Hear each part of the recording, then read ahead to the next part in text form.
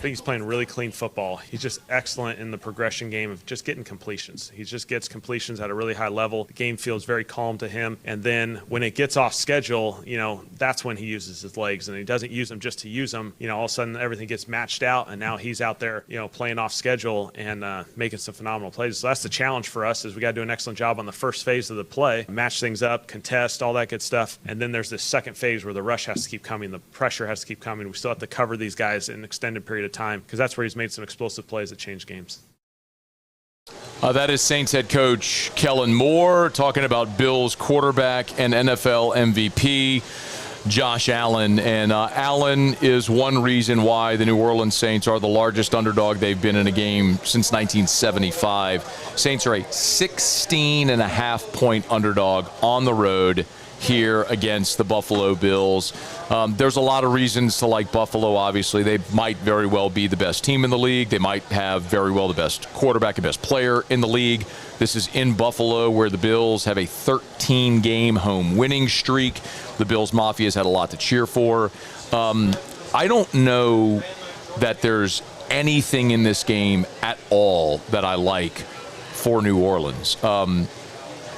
You were a professional athlete and played on some good teams. You also played on some really bad teams.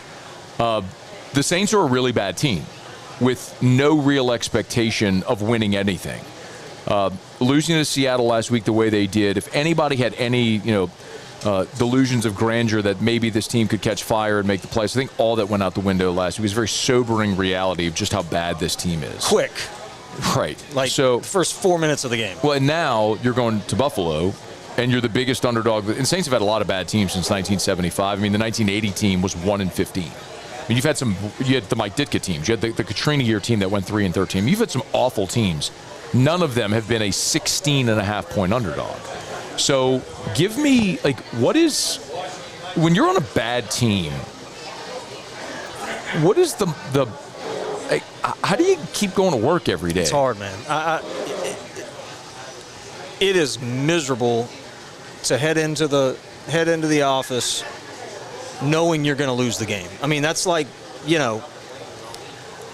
studying all night for a test and go and take the test and knowing you're going to fail the test. Because, I mean, essentially that's what these guys have done, their whole careers and or this season in preparation, but they know they can't win. I mean, from the player's standpoint, there's nothing harder, than getting up for that game and then still having to go out there and execute. And I'll tell you what happens is guys end up playing very selfishly because you end up knowing that you can't win as a team. So you just want to go out there and do things individually that can pop a little bit in hopes of either getting traded or, maybe a extension on a contract. And so it just, man, it doesn't bode well at all. What do you think is that's an interesting point. What do you think is something that, if you're watching on Sunday, and look, the Saints aren't going to win this game. I mean, when we've seen lines this big over the last decade in the NFL, one team managed to win. 8 of the other 9 have failed to cover, meaning the team that was favored covered the number. Because you have a number this big because there's just such a massive disparity. It doesn't happen in the NFL. Right. So what is something that, if you're watching, that you think would be an indicator of someone playing for themselves? I mean, I think blocking from a wide receiver standpoint, that's an indication to me. That's a hustle team type thing. Blocking in general would be kind of a one of those things that would be obvious for me. Trailing plays, defenders running trailing plays, not giving full effort would be one. We saw a couple receivers kind of giving up on routes, or quarterback maybe gets out of the pocket, gets off schedule. Receivers just stop their routes rather than continuing their routes. That could be a selfish thing. I don't know, man. I didn't play the game long enough or at a high enough level to tell you what would be a selfish move or not. But yeah, I mean, to me, that's just, I guess, the unnoticed things that don't necessarily go in on the stat sheet that help a team win. Yeah.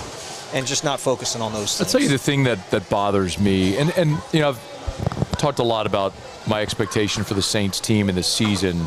It's not. I mean, I thought they'd win 4 or 5 games.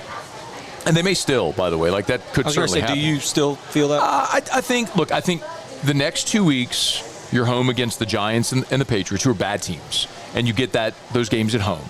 I think you could win either or both of those. You get a home game against the Jets, which I think is winnable. And division games are always unpredictable because there's so much familiarity with the teams. And the Panthers and the Falcons, I think, have some real struggles. I mean, I don't think the Panthers are good, and they just shut out the Falcons last week. So, I mean, I think there are winnable games on this schedule. So they're not going to go winless, but I think a 4 or 5 win season is probably, what you're realistically looking at, on the high end. But the things that really bother me, man, are like the penalties. You get flagged 16 times in week 1. 13 of them are accepted, and that should be such an unacceptable thing to happen. But then you come back 2 weeks later, this game in Seattle, and you have a repeat of that. You have double-digit penalties, and it's not penalties of aggression. It's false start. It's illegal motion. It's procedure. It's just stupid things that, like, how do you not have enough men on the line of scrimmage? Like, Chris Olave with an illegal formation is just an inexcusable thing. And that's where I start to look and say, is the culture bad? Are they listening to the coach? Do they respect him? Like, that's where I start to, like, to your point about great effort. I mean, Demario Davis, they're losing by 30. He's trailing plays and making tackles on the sideline and flying. He's that's awesome. Who he is. That's who he is. He's a man of God. Like, that's an obvious explanation. I just don't even know what to look for in this game. Well, it's the things that you just mentioned too. The mental mistakes. It, to me, is a clear indication of you just not being locked in, and that's being selfish in my opinion. Look, I mean, the last time these two teams played was in the Dome in 2021, and the Bills beat the Saints 31-6. That was Peyton's last team. It all starts at the top, man. And when I say at the top, I'm not talking about the coach. I'm talking about above the coach. I mean, and players can feel. Players listen, they read newspapers, they understand, this is ownership, GM. That's where this whole thing starts, and it trickles upward, and they feel that same negativity, and they understand too. They're not dumb, man. And then that trickles down to the coaches, and a lot of times the coaching staff's kind of hamstrung in this scenario because you show up to a gunfight, with a knife. Yeah. I mean, what's he going to do? Well, I'll try to give you something measurable to watch in this game. So, look, Buffalo's great, right? They're first in the NFL in total offense. They're first in rushing offense. They're fifth in passing offense. They're fourth in scoring offense. We know they can score, right? They got a great offense with the reigning MVP. Defensively, they're 9th overall. They're second in the NFL in passing offense, 20th in scoring, but they're dead last. Buffalo is dead last in rushing defense. They're 32nd in rush defense. So, for the first time this season, the Saints have a healthy offensive line. Or at least you'll have all 5 starters there, right? You'll have Trevor Penning at left guard. You'll have Fuaga back at right tackle. And Kamara has been really a pleasant surprise early, kind of building on the season he had last year, even though he was injured at the end of the season. He was pacing for the first 1,000-yard season of his career. This is one where, I think maybe if you're going to try to strategize in this game, that's it. It's like try to take advantage of Buffalo's porous rush defense, run the ball, possess it, shorten the game, control the clock, and maybe you keep it within the number and find some opportunities.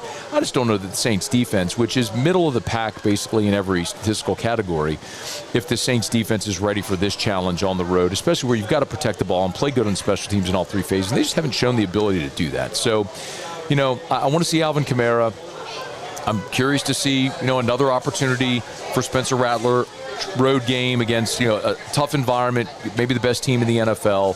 This will be a pretty indicative test of where Rattler is in his productivity. And, man, do you play with any pride after last week? I think Rattler's done fine. But not just Rattler. I mean, the team as a whole playing with any pride, coming back off of that experience a week ago in Seattle, which was so embarrassing from start to finish. I mean, a punt blocked, a punt return for a touchdown, a kickoff return 60 yards. You just, you were just awful in every phase. So, I'm picking the Bills. I think you're picking the Bills. Everybody's picking the Bills. I mean, it's the biggest point spread in the NFL. The only question is, can the Saints keep it inside the number and be more competitive? I hope they can be. I don't have a lot of confidence that they will be. I think the Bills win and win going away. I'm not sure that the Saints will even score. But they'll take this one on the chin and then come home for a couple of games that are more winnable with the Giants and the Patriots coming up next, where you'll be punching, at your own weight, in your own weight class, and see if maybe you can find a way to steal a win after this. But you're going to have to grin and bear it through this game against the Buffalo Bills coming up on Sunday in Orchard Park. Hey, thanks so much for watching. Please leave your comments. I love to interact, and be sure to hit the red subscribe button below.